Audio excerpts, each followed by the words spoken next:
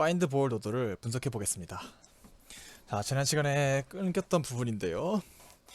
이 메인문에 수많은 코드들이 있죠. 이게 매개 변수와 관련된 코드들인데요. 자, 간단히 제가 설명드리면 우리의 제슨 박스가 초록색 박스가 물체로 인식되기 위해서 최소 어느 정도의 픽셀 면적을 가져야 되는지, 최대 어느 정도 픽셀 면적을 가져야 되는지, 이러한 매개 변수로 min area, max area 라는 값이 일례로 있고요.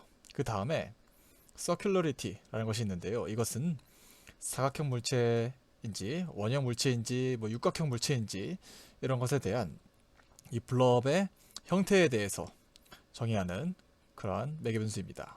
계속해서 제가 블럽이라고 얘기하는데요.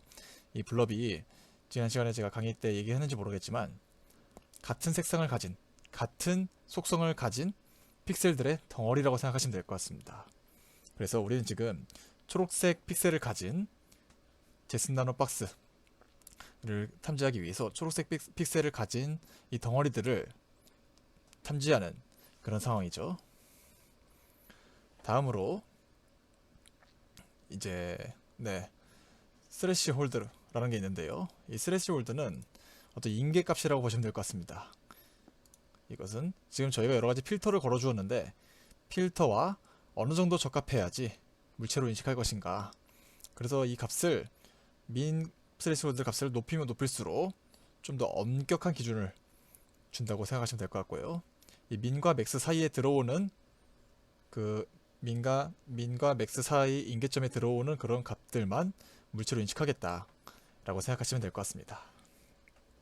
더불어서 여러가지 파라미터들이 있고 이 파라미터들을 지금 몇으로 해야 정확히 된다 라는 것을 정답은 없습니다. 여러분들의 상황에 따라서 다 다르고 하드웨어에 따라서 다 다르고 어떤 물체를 식별하느냐에 따라서 다 다릅니다. 그렇기 때문에 자세한 레퍼런스는 제가 링크를 남기기 때문에 이것을 참고해 주시면 될 것 같습니다. 그래서 이제 코드를 살펴보면 우리가 위에서 실컷 지정했던 이 파라미터들을 cv2 오픈CV에 있는 simple blob detector create 라는 클래스에게 매개 변수를 전달합니다. 그러면 이렇게 전달해주면 detector라는 클래스가 생성됩니다. 이 생성된 detector 안에 detect라는 함수가 있는데요. 이 detect 함수를 실행시키면 키포인트라는 것이 나옵니다. 이 키포인트가 한국말로 굳이 얘기하자면 특징점이라고 얘기할 수 있을 것 같은데요. 그래서 이러한 매개 변수를 가진 점들을 선별해서 키포인트, 특징점을 도출해달라 라는 그런 과정이라고 보시면 될 것 같습니다. 오픈CV를 사용해서 이 뒤에서 어떤 일이 벌어지는지는 좀 더 심화적인 내용이 있는데 공부하고 싶으시면 오픈CV 레퍼런스를 더 읽어보시면 좋을 것 같습니다. 그렇게 해서 이렇게 키포인트가 나왔는데 이 키포인트가 우리 밑에 있는 이미지 블러 토픽을 제가 가져와 봤는데요. 블럽의 이미지 블럽을 이미지 뷰를 통해서 로스런 이미지 뷰를 통해서 봤을 때 이런 모습이 나왔죠. 여기에서 이제 키포인트는 우리 관심 영역 이 초록색 제슨 박스가 됩니다. 제슨 박스가 전체 이미지 픽셀 중에서 어느 위치에 존재하는지 그 좌표 값이 나오겠죠. 지금 그리고 이미지 블럽을 살펴보면 파란색 박스, 빨간색 동그라미, 기역자같이 생긴 카메라 프레임이 보이고요. 이것이 각각 어떤 의미를 가지고 있느냐. 이 파란색 박스 바깥쪽에 있는 것은 관심 영역에서 제외됩니다. 파란색 박스 안에 있는 부분만이 관심 영역이 됩니다. 이것을 이제 비전에서는 ROI라고 얘기하는데요. 단순히 비전뿐만 아니라 Region of Interest에서 우리 관심 영역을 줄여서 영어로 ROI라고 칭합니다. 그래서 파란색 박스는 ROI를 쳐주는 그러한 부분이라고 볼 수 있고요. 빨간색이 위에서 보시면 이제 키포인트를 받아오는데 이 키포인트의 위치 그리고 얼마나 큰지 사이즈에 따라서 빨간색 동그라미 그려주게 되어 있고요. 가운데 이것은 카메라 프레임입니다. 카메라 프레임은 여기가 중심이고요. 카메라 프레임과 이미지 프레임이라는 게 있습니다. 이미지 프레임의 0점은 이곳입니다. 그래서 카메라 프레임은 여기를 0,0 이제 이쪽으로 갈수록 마이너스, 이쪽으로 갈수록 플러스, Y축도 마찬가지로 이쪽으로 갈수록 플러스, 이쪽으로 갈수록 마이너스가 되는데 이 이미지 프레임은 여기가 0,0으로 시작해서 다 양수값만 같습니다. 그래서 지금 우리 같은 경우는 이 부분이 640, 480의 값을 가지게 되겠죠. 지금 이제 계속해서 find ball 파이썬 파일을 살펴보면 여기에 있는 사각형을 쳐주고 동그라미 그려주고 카메라 프레임을 사진 위에 그려주는 그런 함수들이 여기 나와 있습니다. 첫 번째로 드로우 윈도우가 관심 영역인 파란색 사각형을 그려주는 그런 곳이고요. 블러 아웃사이드, 이 파란색 관심 영역 밖은 약간 흐리게 나온 것이 보이죠? 이걸 블러 처리해줬습니다. 그리고 드로우 프레임, 카메라 프레임 뭐 이렇게 기역자 모양으로 보여주는 것이 살펴지고 있고요. 드로우 키포인트, 우리가 결국 찾고자 하는 제스나노 박스를 빨간색 동그라미로 쳐주는 그것이 바로 드로우 키포인트 함수라고 볼 수 있을 것 같습니다. 그래서 이 각 함수들 안은 어떻게 생겼나요? 라고 물어보신다면 하나만 제가 보여드리면 드로우 윈도우를 가져와 봤습니다. 드로우 윈도우 안을 가보면 결국 해주는 역할은 오픈시브에 있는 렉탱글이라는 함수를 통해서 어느 위치에 어느 정도 크기의 사각형을 그릴 것이며 뭐 라인의 두께는 어느 정도고 어떤 색깔, 지금은 파란 색깔이 될 것인데요. 어떤 색깔의 어느 정도 두께의 박스를 그려줄 것입니다. 라는 것에 대한 그런 설정이 들어가 있습니다. 그래서 대부분 이런 식으로 드로우 키포인트도 마찬가지로 오픈시브에 있는 드로우 키포인트를 사용하고 이렇게 오픈시브에 있는 기존 함수를 매핑해서 랩핑해서 함수로 만들어 놓은 것이기 때문에 들어가서 한 번씩 살펴보시고 결국은 오픈시브에 있는 어떤 함수를 사용해서 줄을 긋고 박스를 치고 동그라미 그렸다 라고 이해하시면 될 것 같습니다. 전부 다 이제 블록 디텍터 .python 파일 안에 들어있습니다. 지금 보시면 include 안에 블록 디텍터 .python 파일입니다. 마지막으로 이제 실제 퍼블리시 해주는 것을 살펴보겠습니다. 앞서 다른 노드, 이 바로 앞에 있는 체이스볼 노드를 살펴보면서 -1부터 1까지의 값이 들어옵니다 라고 제가 추상적으로 얘기했죠. 이게 어떤 실제로 의미를 가지는지 좀 더 자세히 살펴보겠습니다. 지금 보시면 키포인트가 여러 개 있을 경우 그럴 때는 푸어문을 통해서 순회를 해야겠죠. 그래서 여러 개의 키포인트가 있을 때를 대비해서 이런 식으로 코딩되어 있습니다. 그 다음 키포인트를 순회하면서 X좌표, Y좌표가 어디에 있는지를 가져오고 키포인트의 사이즈는 어느 정도 크기인지를 가져오게 됩니다. 이제 이것들을 통해 동그라미 그려주게 되겠죠. 그리고 나서 잘 보니까 여기는 로그를 찍어주는 거고 get block relative position을 통해서 이 키포인트랑 이미지를 받아들인 다음에 X랑 Y라는 것이 리턴으로 들어오는데 이 리턴된 값을 곧바로 블럭 포인트 안에 넣어주고 있습니다. 그런 다음에 이것을 바로 퍼블리시 하고요. 이제 이 부분은 우리가 계속해서 보는 토픽 퍼블리셔인데 그러면은 이 함수 안에서 어떤 일이 일어나는가에 대해서 알아봐야겠죠. 바로 알아보면 이 get block relative position 이런 식으로 생겼습니다. 이미지와 키포인트들을 받아오고요. 여기서 이미지 사이즈를 가져옵니다. 이 이미지 안에 쉐이프 속성에는 첫 번째 밸류로 이제 course 세로 컬럼스죠. 로우스 가로죠. 640 곱하기 480 이미지 픽셀을 사용하고 있기 때문에 사이즈를 사용하고 있기 때문에 이 값은 480, 이 값은 640이 될 것입니다.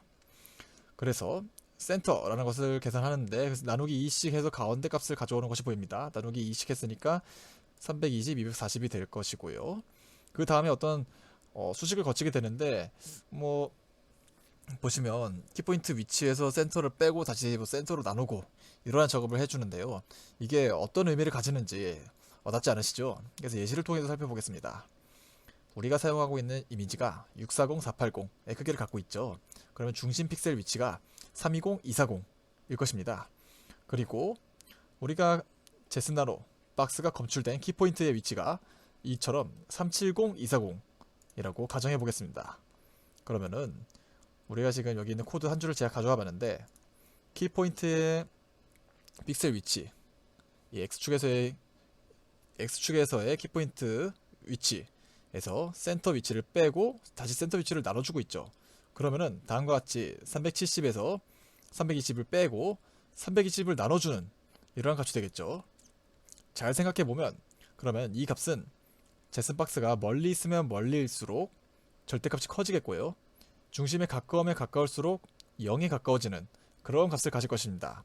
더불어서 지금 센터 이미지에서 빼주고 다시 센터 이미지로 나누기 때문에 이 값은 -1에서 1 사이의 값이 될 것입니다. 그래서 결론적으로 말씀드리자면 이 블록 포인트 X와 블록 포인트 Y는 검출된 제슨 박스가 중심으로부터 어느 정도 떨어져 있는지를 -1과 1 사이의 값으로 매핑해서 표현한 그런 결과라고 말할 수 있습니다. 근데 우리가 또 여기서 생각해 봐야 될 게 관심 영역이 일단 이렇게 안쪽으로 더 들어와 있죠. 그렇기 때문에 -1과 1의 값은 실질적으로는 가질 수 없는 상황이 되겠죠. 이것까지 살펴봤습니다. 그러면은 이제 미지의 영역이었던 이 블러 포인트 x와 블러 포인트 y가 어떠한 값을 가졌는지 이것까지 살펴보았습니다. 자, 그렇게 전부 다 살펴봤고요.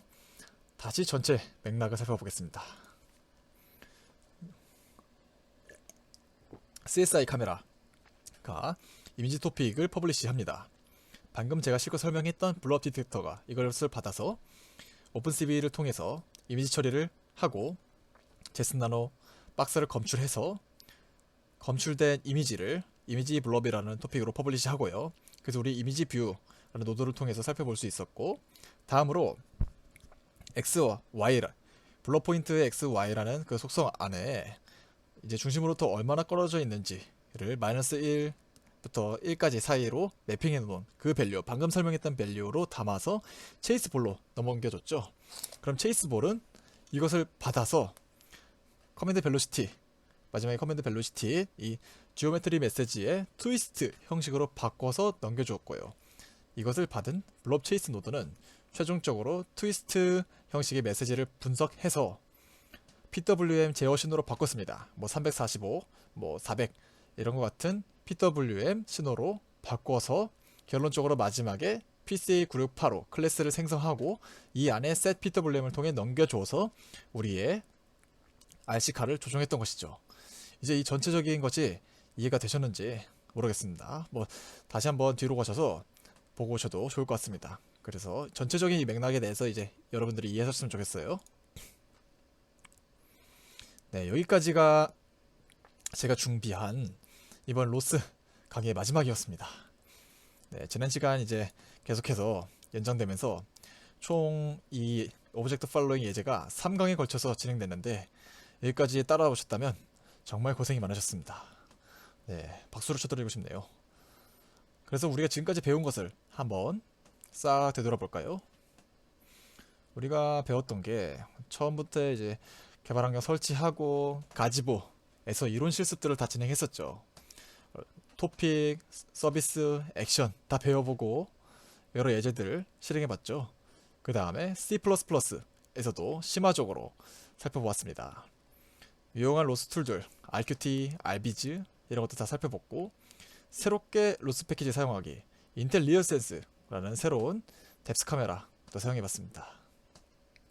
그리고 네, 계속해서 지금까지 이어졌던 로스 RC카 프로젝트 하드웨어를 실제로 다뤄보았죠.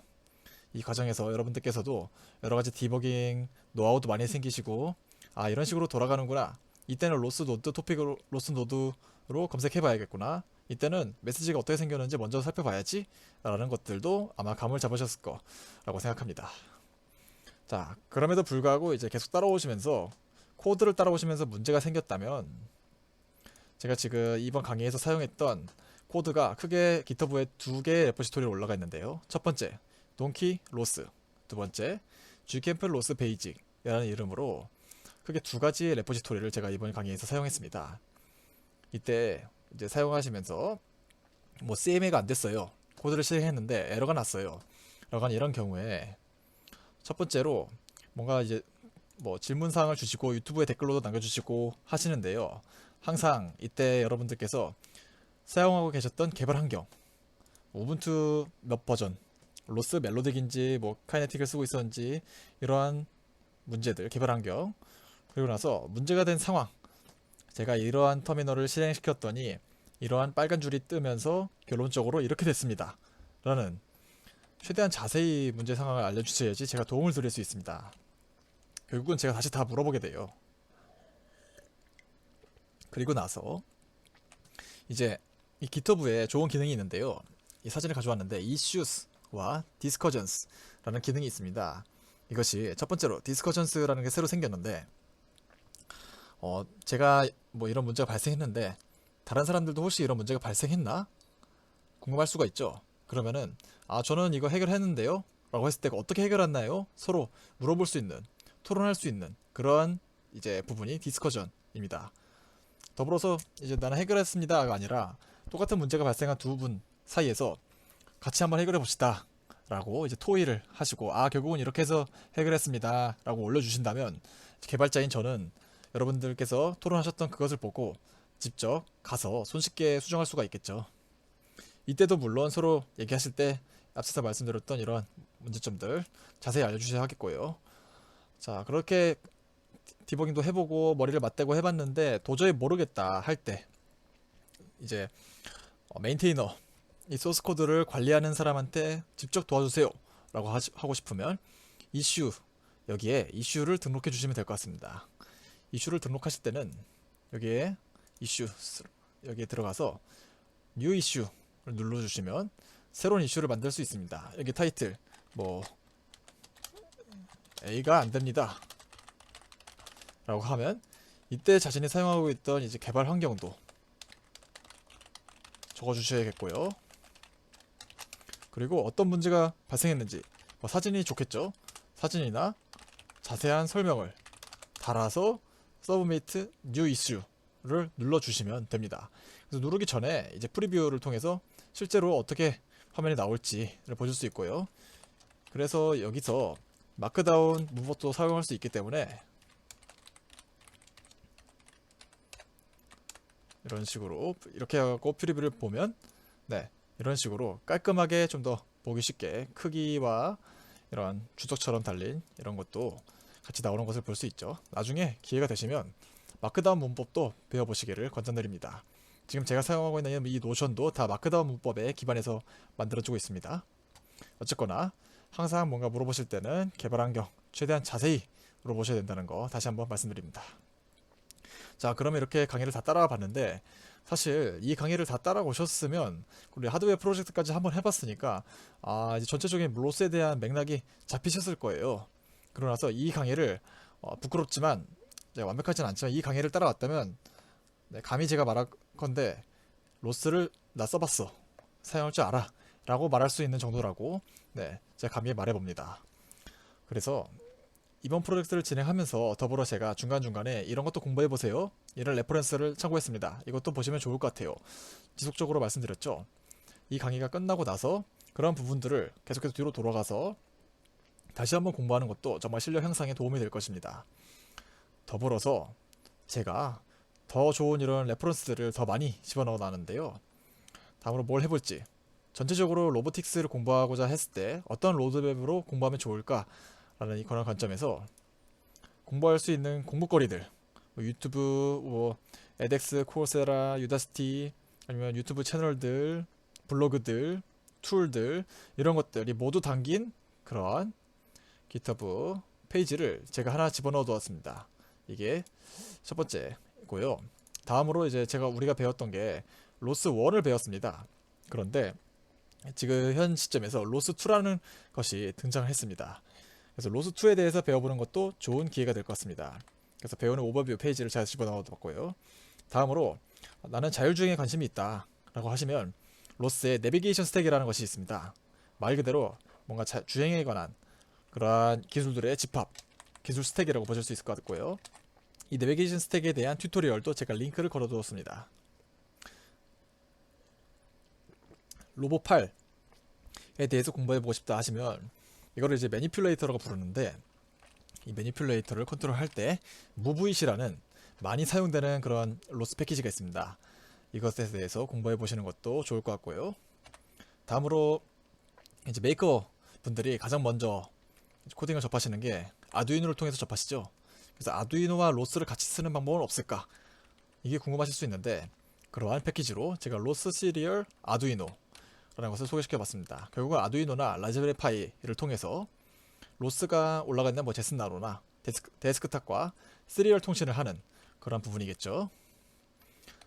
제가 지금 꽤 적어 놓았지만 이것도 세 발의 피에 불과합니다. 정말 공부할 게 많고, 로스는 지금 제가 강의하고 있는 이 시점에도 누군가 계속 개발하고 있습니다. 오픈소스이기 때문에. 그래서 패키지를 기반으로 얘기해 드렸는데 이게 아니라 프로젝트 기반으로도 얘기해 볼 수 있을 것입니다. 제가 이제 로보티즈라는 것을 소개시켜 드리려고 하는데요. 여기 보시면 이런 식으로 액추에이터도 여러 가지를 팔고 있고, 여기 보시면 이게 모바일 로봇, 여기 휴머노이드 로봇, 로봇팔까지 이런 여러 로봇 플랫폼들을 제공하는 그런 회사입니다. 심지어 한국 회사이기 때문에 여러분들이 뭔가 문제가 생겼다라고 했을 때 전화 걸어서 물어볼 수도 있습니다. 전화를 걸면 아주 친절하게 받아주십니다. 저도 몇 번 걸어봤습니다. 그런데 또 좋은 점은 전부 다 오픈소스입니다. 이거 어떻게 만들지 했을 때 3D 프린팅, 이 캐드 파일 다 오픈되어 있고요. 뭐 로스 패키지 전부 다 오픈되어 있습니다. 그리고 도큐멘테이션도 잘 돼 있어요. 그래서 뭔가 프로젝트를 시작하고자 할 때 이 로보티지 제품을 사용하시면 좋습니다. 뭐 굳이 그러면 완벽하네요 라고 말할 수 있지만, 그래도 좀 가격대가 있다는 점 제가 미리 말씀드립니다. 어쨌거나 정말 좋은 그런 플랫폼입니다. 다음으로 저희가 해보려는 그런 프로젝트이기도 한데요. 제가 이전에 사실 스팟 마이크로라는 것을 만들어 봤는데, 이것을 로스로 구현하는 것, 이런 식으로 여러분들께서 기존에 작업해 뒀던 그런 로봇들을 소스 코드는 다 있는데 그럼 로스로 내가 해볼까? 라고 이렇게 바꿔볼 수도 있는 그러한 재밌는 프로젝트도 얼마든지 만들어 볼 수 있을 것입니다. 다음으로 이제 뭐 드론을 해보고 싶다 라고 하시는 분은 픽스호크라는 것에 대해서 다들 들어보셨을 텐데요. 픽스호크라는 로스 사용하는 법, 이런 것도 있고, 제가 생각날 때 계속해서 적어 두겠습니다. 이런 식으로 프로젝트 기반으로 해서 또 다음 프로젝트를 만들어 볼 수도 있겠죠. 네, 제가 준비한 내용은 여기까지입니다. 총 이제 25강에 걸쳐서 이런 식으로 제가 로스에 대해서 한번 쭉 제가 나름대로 최선을 다해서 준비해 봤는데, 그래도 많이 부족했다고 느낍니다. 그럼에도 불구하고 여기까지 따라와 주신 여러분들께 정말 감사드리고, 더불어서 이러한 기회를 주셨던 G캠프 정말로 감사드리고, AI 로보틱스 코리아 분들께도 이렇게 촬영을 할 수 있다라는 소식을 알려주셔서 정말 감사드립니다. 여러분들께서 아무쪼록 열심히 같이 로보스 공부하고, 뭐 저한테 이런 프로젝트 같이 해봐요 라고 메일도 주세요. 여기에 제 메일이 있으니까 들어가시면 저한테 뭐 메일도 주세요. 그래서 이런 거 같이 해보고 싶어요. 우리 이런 거 하는 뭐 회사인데 뭐 이런 거 만들려고 합니다. 같이 만들어 볼까요? 이런 거 얼마든지 연락 주시면 감사합니다. 그래서 다 같이 재밌게 로봇을 만들어 봤으면 좋겠습니다. 지금까지 제가 준비한 강의를 마치도록 하겠고요. 마지막 25강 마무리하도록 하겠습니다. 다들 정말 고생하셨습니다. 감사합니다.